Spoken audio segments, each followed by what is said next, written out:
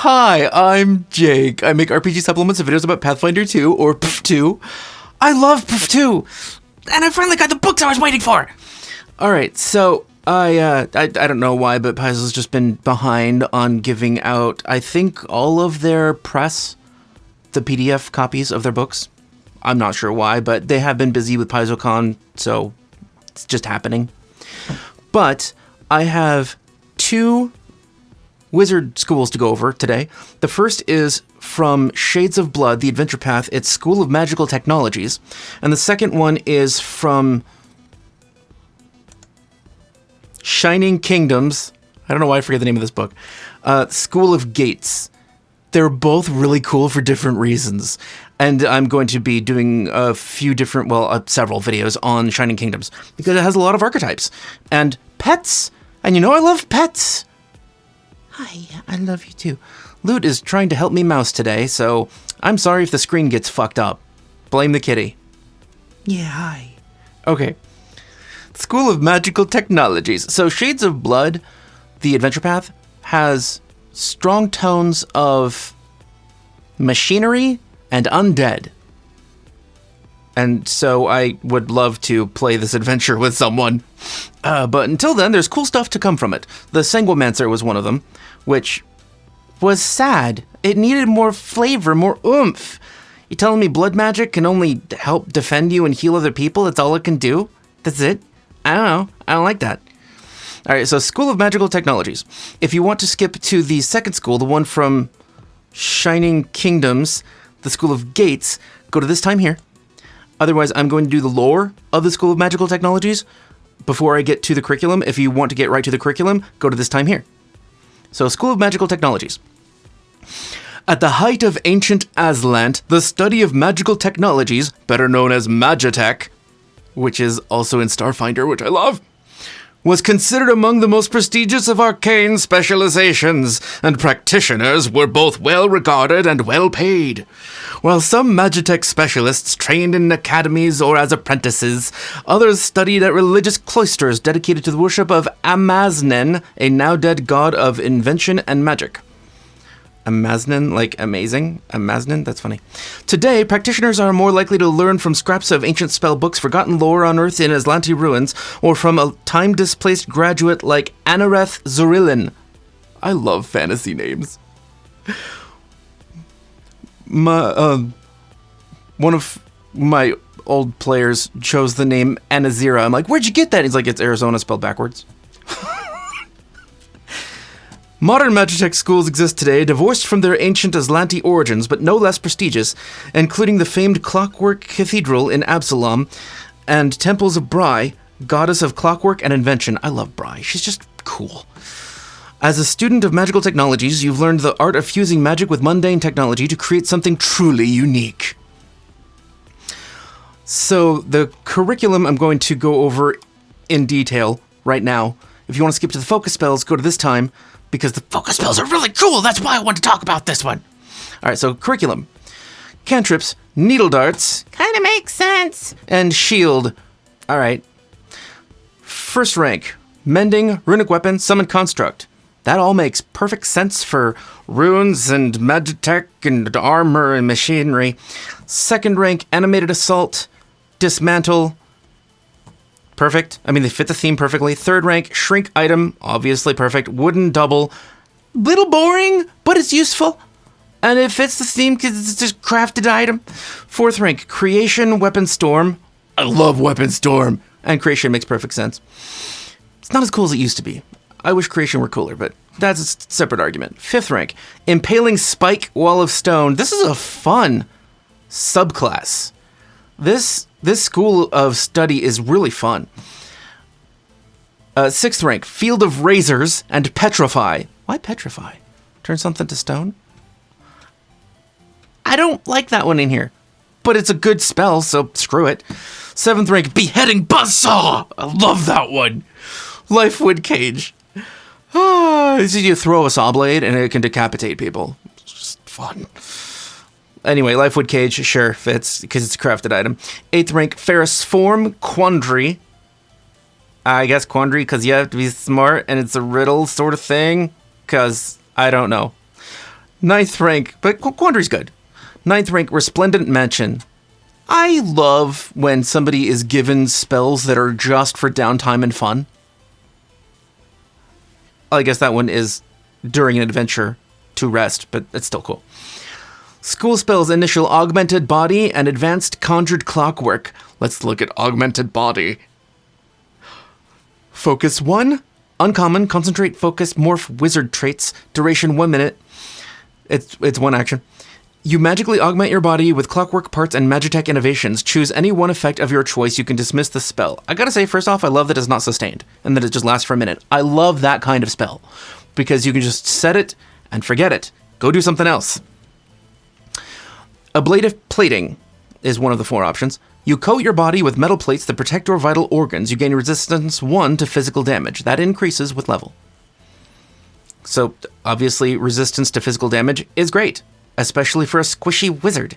But this is really useful if you're going the, like, I'm the in-combat wizard, like the meleeing wizard. A lot of these are. Clockwork Arm is the next option. You transform one of your arms into a clockwork arm powered by gears, springs, and pneumatic actuators. You gain a Clockwork Fist unarmed attack, which has the Agile, Finesse, and Freehand traits and deals 1d6 bludgeoning damage. You're probably never going to use that, but it's really cool. And, you know, it's a flexible spell, so you can just pick one of these. I really love flexible options.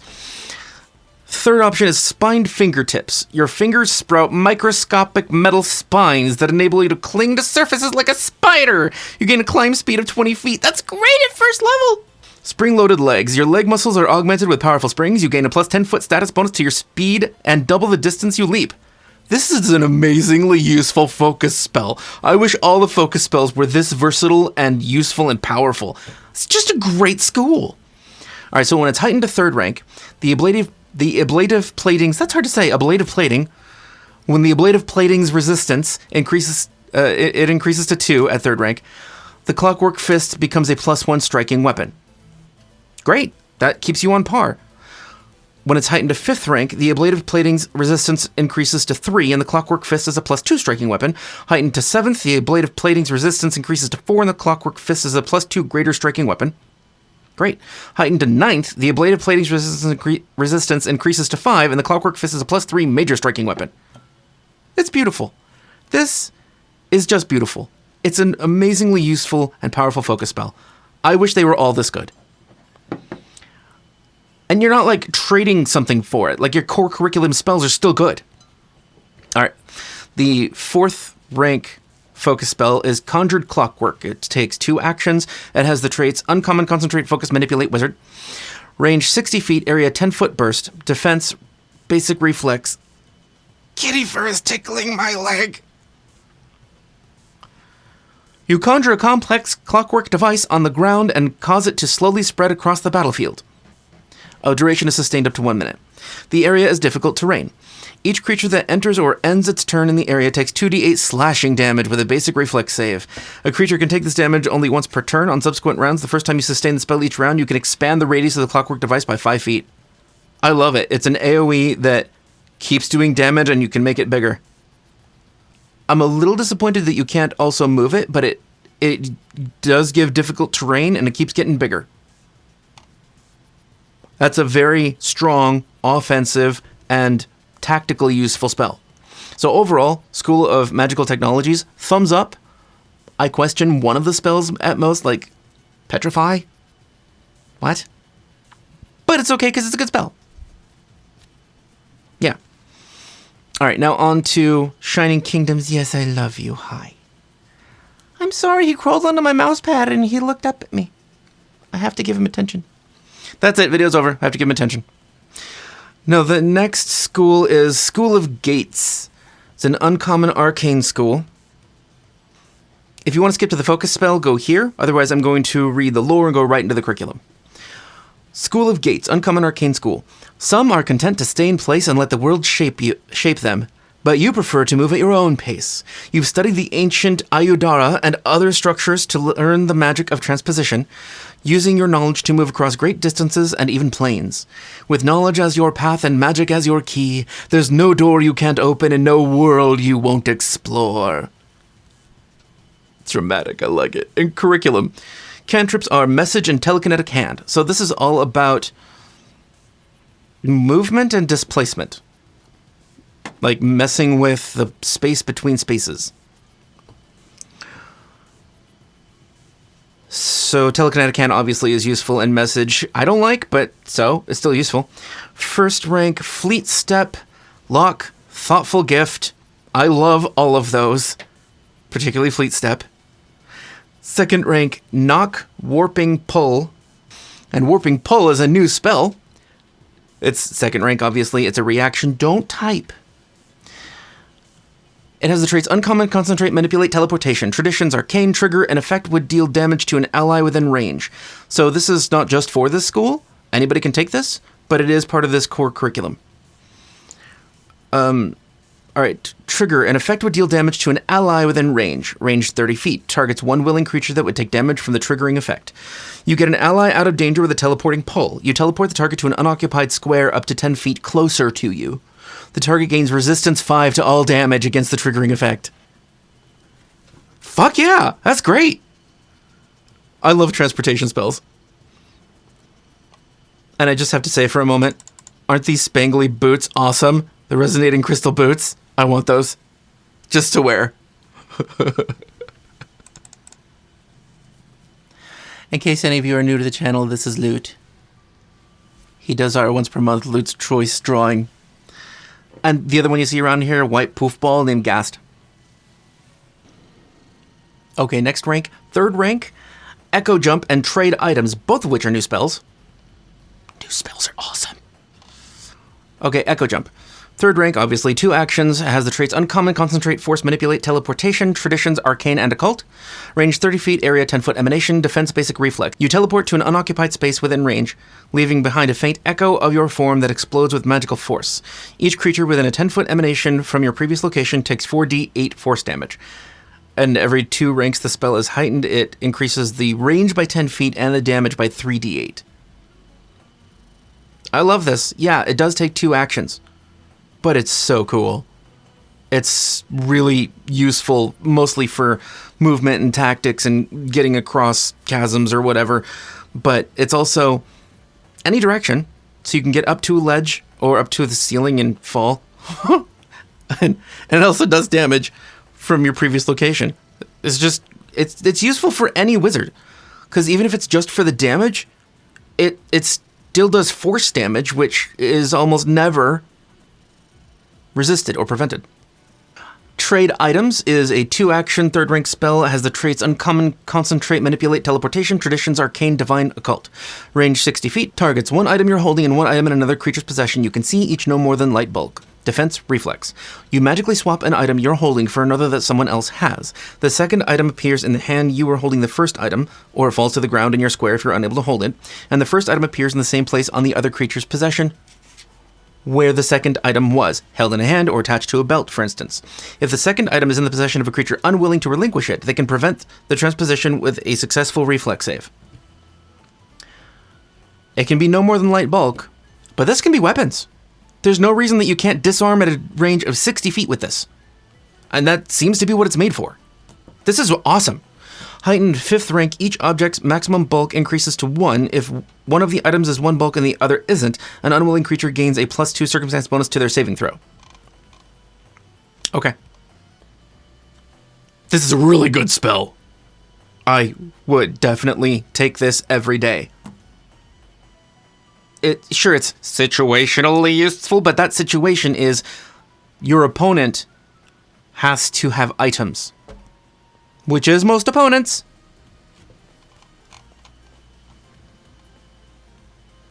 Really cool spell. 4th rank spells of the School of Gates. Flicker, Translocate. Hell yes. I love this school. I don't even like wizards. I love this school. 5th rank, King's Castle and Magic Passage. King's Castle is new. 2 actions, 5th rank spell, has the traits Uncommon, Concentrate, Manipulate, Teleportation, Traditions, Arcane, Divine, Occult, range 60 feet, targets 1 willing creature. You and a willing creature swap places. It's just like in chess, King's Castle. You appear in the target's former space, and the target appears in your former space. You and your target must each be able to fit in the new spaces within range, otherwise the spell fails. 60-foot range. This is awesome. I mean, it's okay. It's a high-rank spell to do this effect, but you can pull off some nasty combos with this, or really save somebody who is in a dire situation. Because the only thing that could stop it is some sort of obscurement in the air, like darkness or fog or something. This is a save your ally's life move. 6th rank School of Gates spells, Collective Transposition and Teleport. Collective Transposition is you just like move people all around up to a certain number. It's pretty low, but you can also affect enemies. And Teleport is Teleport. 7th rank Interplanar Teleport, which is Plane Shift. Planar Seal. Not always that useful, but it makes perfect sense and is in theme for this school. I like this school so much. 8th rank Quandary, Sudden Transposition. I really like this. Sudden Transposition. 2 actions, 8th rank. Traits are Uncommon, Concentrate, Manipulate, Teleportation. Traditions, Arcane and Occult. Area 60-foot Emanation. Targets up to 2 creatures, Defense, Fortitude.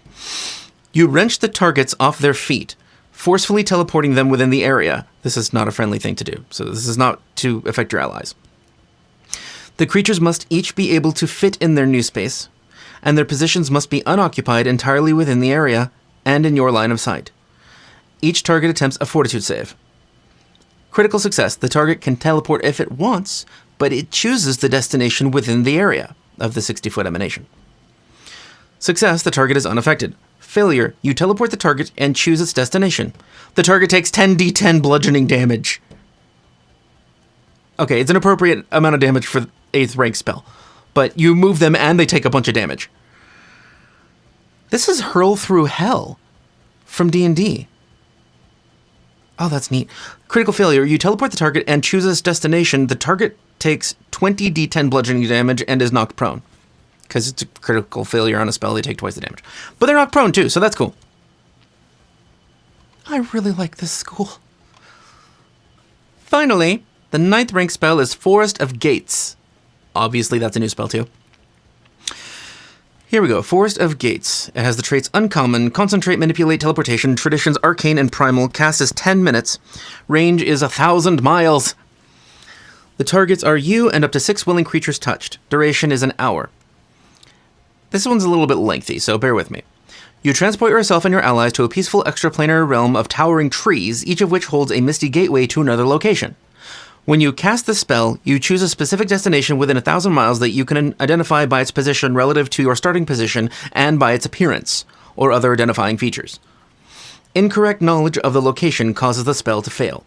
You and your allies walk for 1 hour through the forest, and each of you regains hit points and reduces the value of any doomed or drained condition as if you'd taken a full night's rest.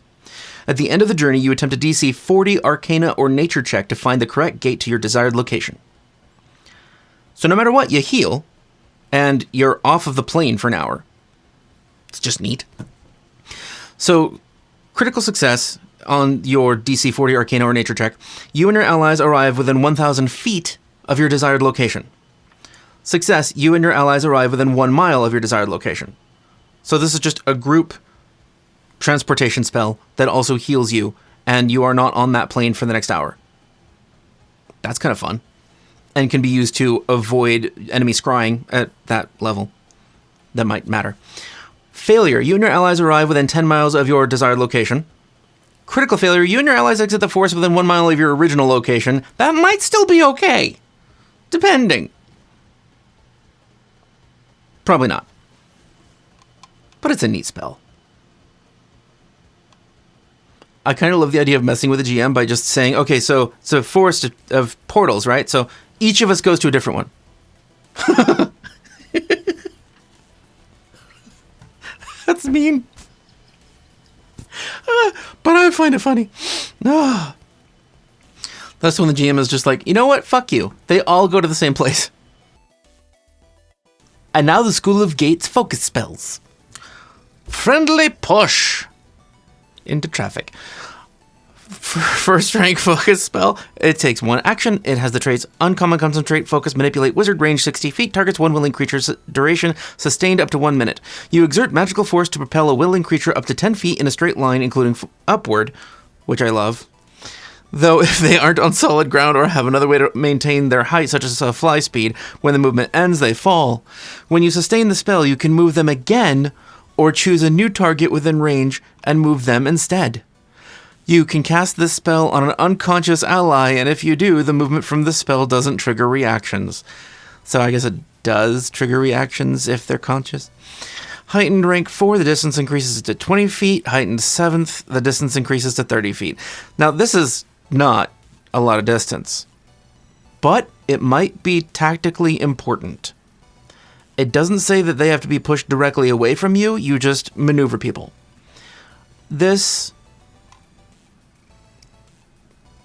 Some of the spells, a lot of the spells in this school are very tactically minded, which is nice. It's a tactics wizard. That's really cool. I like Friendly Push. It might help save your melee combatant an action on the next round, which is a lot more damage they can put out. So it's a support focus spell. So let's look at their 4th rank focus spell. Rapid Retreat. It's a reaction. It has the traits Uncommon, Focus, Teleportation, Wizard. Trigger, you take damage from an attack or spell, range 20 feet. You know how to swiftly escape from harm. You instantly teleport out of danger into an unoccupied space within range, and you gain resistance to all damage against the triggering damage equal to your level. You can't cast this spell if there's no space to move into. This feels just like Misty Step from D&D. Fucking awesome. Somebody's about to hurt you, you're like, poof, no, I'm gone. And you're like hiding behind a corner or a big rock or someone else. I love that spell. That's a fun one. I know I said I liked the previous wizard school, but I also really like this one because I love movement options. I love teleportation, and I think it would be a really fun theme to take and to help people with. Like, you could take this and you could dip Psychic for extra teleportation movement. Why not? Yeah, I know that, I tend to be witchy or occult themed or dark, but I also love teleportation. There's just a lot of other stuff that I like too. So I would play this character. And that means a lot from me because I don't play wizards. Because I largely don't see the point. Because witches exist. Seriously, witches, you can choose a lot of different patrons, which affects your school and your skills and the spell that your familiar gets and the special ability that your familiar gets and the hexes that you get. And witches just have a lot more feats that are versatile. I like them better. Yeah, I know. Wizards get an extra spell. Whoop-de-doo. Witches get better familiars. I should not be ranting about witches in a wizard video. I guess that's me. Anyway, my point is, I don't like wizards. I don't see the point. But if I were going to be choosing an intelligence-based arcane caster, I'd be willing to play either of these two schools, which is a big deal. They're very good. Thank you for joining me. I'll be going over the pets from Shining Kingdoms and a bunch of other stuff from Shining Kingdoms, all the archetypes. I love that there's one that it changes you into like a tank and gives you rage. That's a cool one. And they have like fighting archetypes for bards. What? That's awesome. All right, so I'll go over those. Anyway, so thank you for any way that you help this channel. My patrons, I appreciate you a great deal. And even if you're not a patron and you just like, comment, subscribe, share with other people, thank you for being here and just helping this channel along. If you want to see any of my build videos, they're here. If you want to see any of my like familiars and familiar type videos, they're here. I will see you over there. Okay, thanks. It's a